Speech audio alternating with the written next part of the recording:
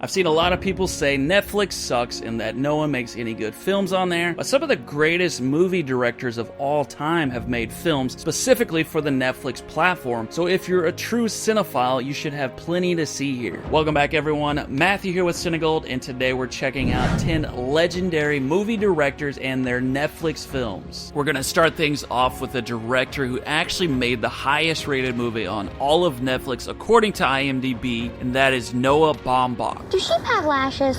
Ask your father. We're going sideways. Dad, do sheep have lashes? Doesn't anyone want to pay attention to what's actually happening? Noah Baumbach has 3 Netflix original films: White Noise starring Adam Driver and Greta Gerwig, The Meyer-Owitz Story starring Adam Sandler, Dustin Hoffman, and Ben Stiller, and the previously mentioned highest rated film Marriage Story starring Adam Driver and Scarlett Johansson. Director Baumbach rose to fame in 2005 for his indie film The Squid and the Whale, for which he would receive his first Academy Award nomination. His trademarks through all his films are witty dialogue and powerful, emotionally resonant stories. The critically acclaimed director has made numerous gems throughout his career, and his 3 Netflix films are great to show off his unique voice. We are animal lovers. Our plan is to expose Miranda, rescue Okja, and bring her back to you.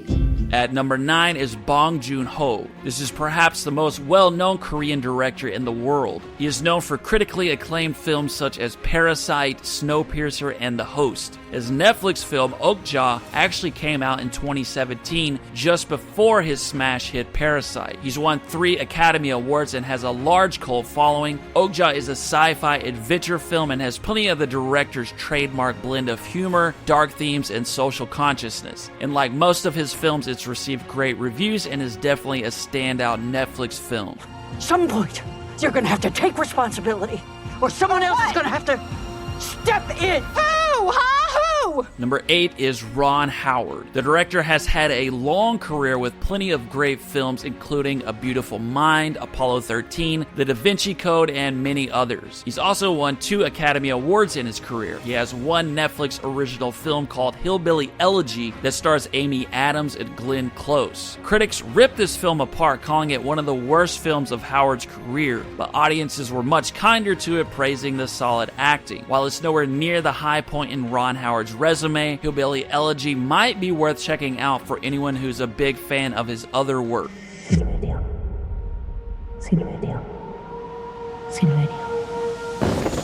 Ya levántate, Silverio. Number 7, Alejandro Iñárritu. He is a Mexican filmmaker most known for Academy Award-winning films Birdman and The Revenant. He has one Netflix original film, Bardo, False Chronicle of a Handful of Truths. The director is known for his innovative, visually striking films that are emotionally intense and often about human suffering. He's a 4-time Academy Award winner, and Bardo is one of his most personal films to date. It's probably not the best entry point for anyone trying to check out his films for the first time, as it can be pretty dense, but if you want to see a master director still firing on all cylinders, you might consider giving Bardo a shot.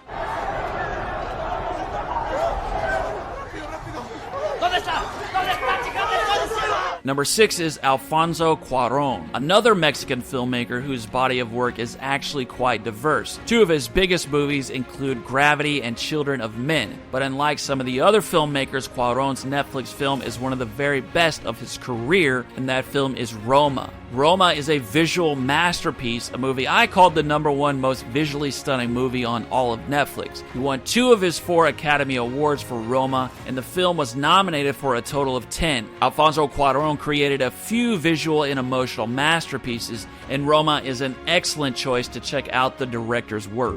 You enjoying your pie? All pie is good pie. This is good. Number 5, Richard Linklater. You may recognize Linklater's name from such films as Boyhood, Dazed and Confused, School of Rock, A Scanner Darkly, and more. The 5-time Academy Award-nominated director has 2 films on Netflix, Apollo 10.5, A Space-Aged Childhood, and Hitman. Apollo 10.5 is an animated film that's excellent and definitely underrated, and Hitman is his most recent film, a critically acclaimed romantic black comedy. Linklater has always been an innovative storyteller, that captures the beauty of everyday life, and his two Netflix films, while not at the peak for the director, are still two very high-quality Netflix offerings. Simple truth of the world is that most games, for someone to win, well, someone has to lose. Number 4 is Steven Soderbergh. The 9-time Academy Award nominee has had a number of hit movies throughout the years, including Ocean's 11, Traffic, Erin Brockovich, and more. Soderbergh has two Netflix films, The Laundromat and High Flying Bird, which are two pretty different films. Neither one is the peak of his career, but if you had to pick only one, I'd suggest High Flying Bird, which was amazingly shot entirely on an iPhone. Soderbergh has always been a very innovative director, so it's good to see that he's still willing to experiment and bring new filmmaking styles to the table. I find music a useful distraction.